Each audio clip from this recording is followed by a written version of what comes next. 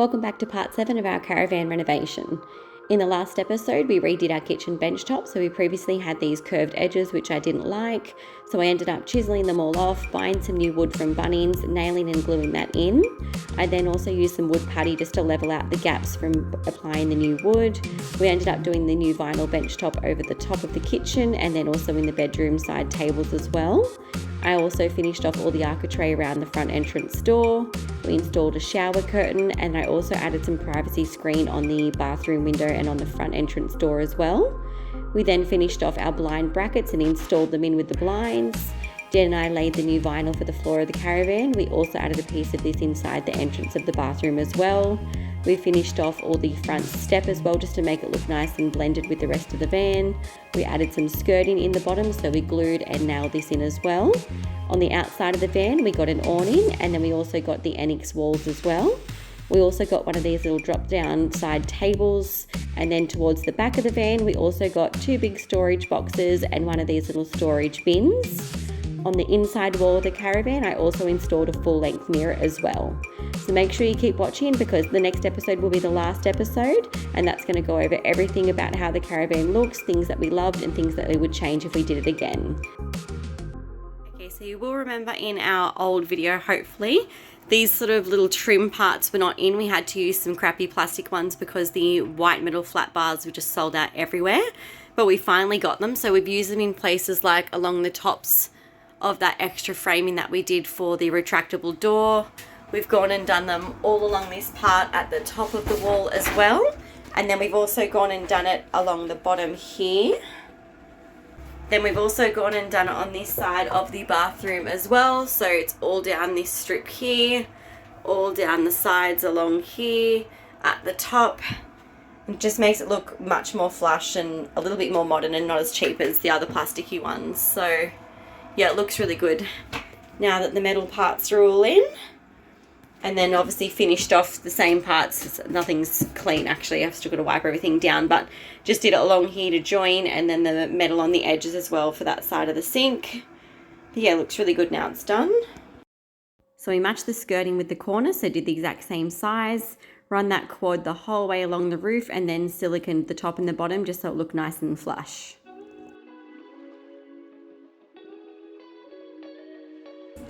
Note to self guys, make sure the paint lid is on before you lift it to shake it, because now it is literally everywhere.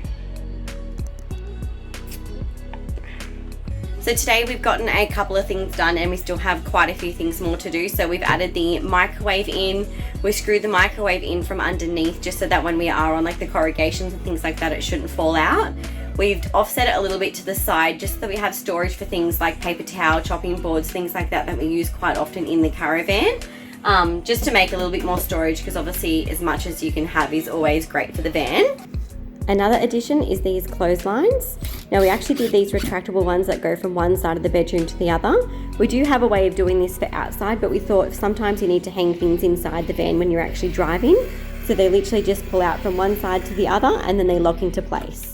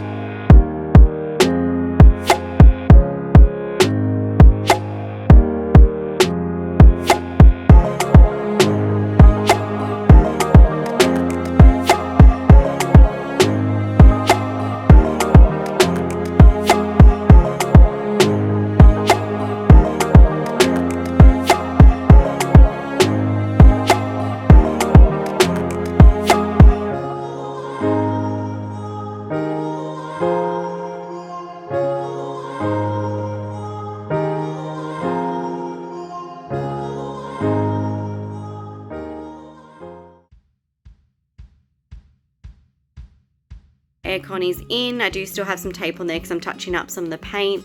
Works really, really good. We've just actually put the little remote thing just there, so it's easy enough to reach if we crawl from on the bed up to there to turn it on and to turn it off. But yeah, we're really happy with it. Works really good, and we just got this one from eBay.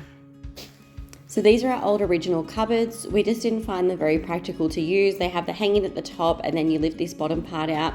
It is quite deep, it does go down quite far, but it just wasn't practical to actually lean down and try and get things in and out of there. So we ended up never putting anything underneath. So we're going to change these into shelves, so make sure you keep watching to find out how we did this.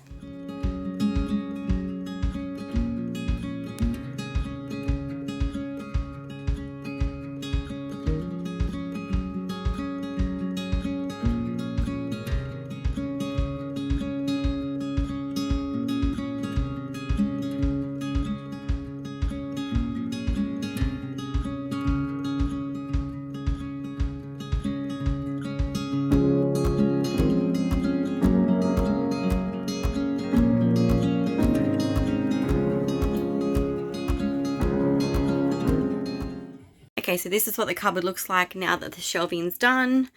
So originally we had the coat hanger part just at the top there. We've obviously taken that off, done the shelving in. We also added a hinge at the back here. This is how we now lift it up and down. It just makes it so much easier. So once you lift that part up, we then have that coat hanger part, which is so much easier when you actually just need like a t-shirt or a jacket. Pulling it up there and taking it straight out was so much easier than getting down the bottom. Now, me being the shorty that I am, I can't even get down there to reach the coat hangers, so Dan has to pick them up for me. That's how deep it was, so yeah, it just wasn't practical. In time, I might actually drill like a hole in the side and have like a system where I can take something off here and then like lock it in.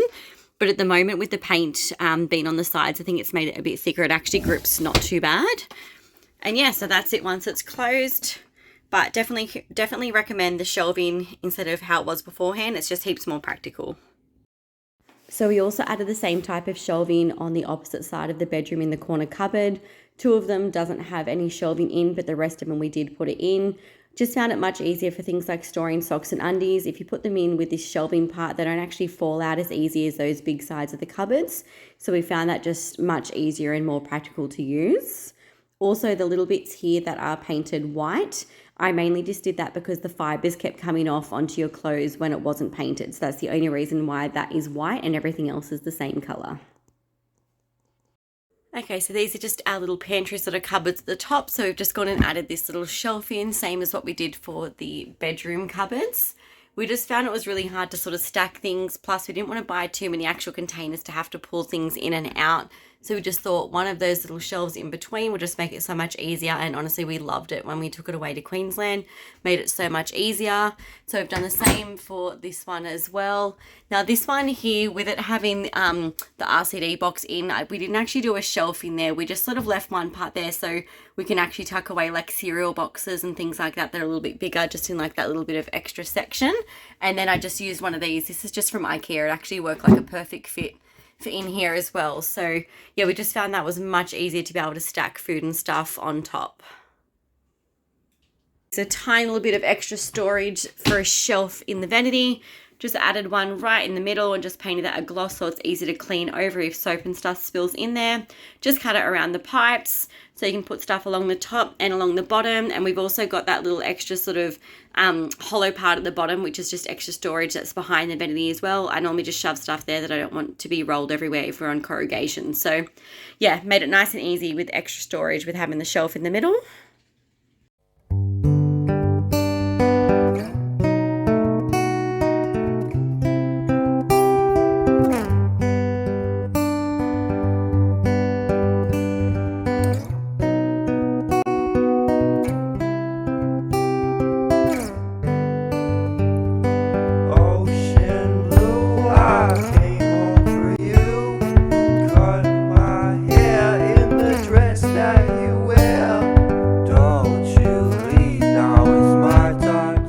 This is just a little charging station. It's nothing fancy. Literally just has 4 outlets for the USBs to go in to charge things. So we just have lots of the different sort of parts there where we put the batteries in.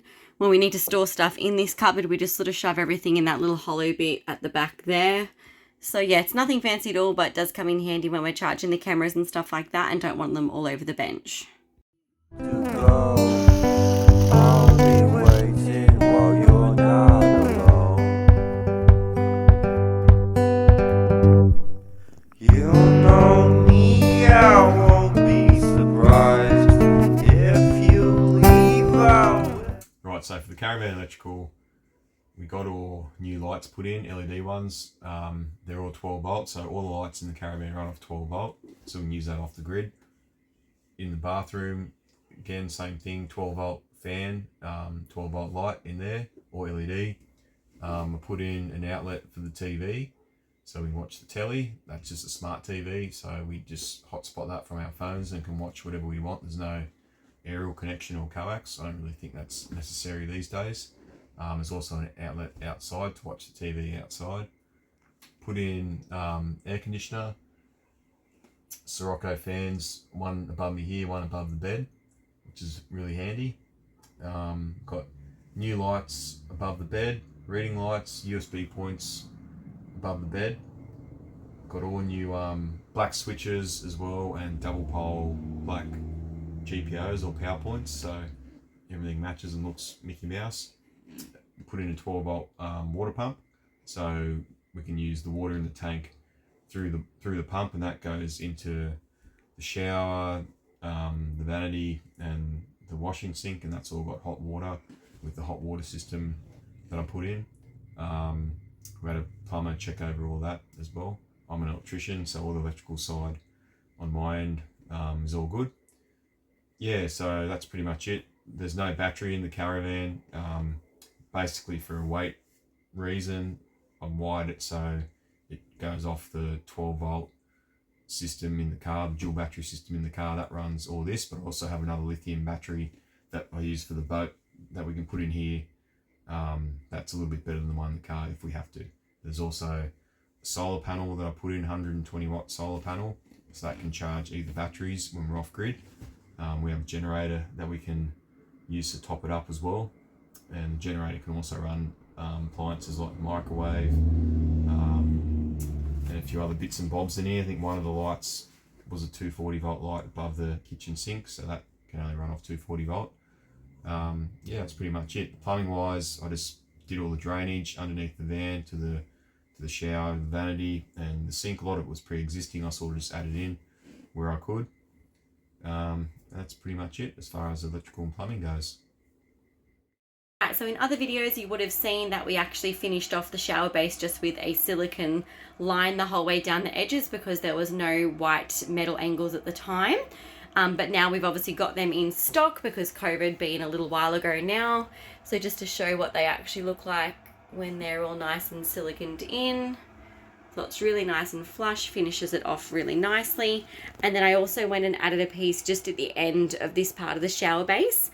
I just found sometimes when we're having a shower, a little bit of water was actually like dribbling off. So just adding that little bit there has just helped actually keep the water in, just so it doesn't get into that main side of the bathroom. And I just got to drop like a little bit of silicone just to finish off those little parts there. But yeah, it looks a lot nicer now with having the metal edges around the sides. Please stay tuned for our next video, which is going to be the last and final episode for our Caravan renovation series. It's going to include a full tour of the Caravan, everything that we put inside and everything that we wish that we never did and could go back in time and never do again. Thanks for watching.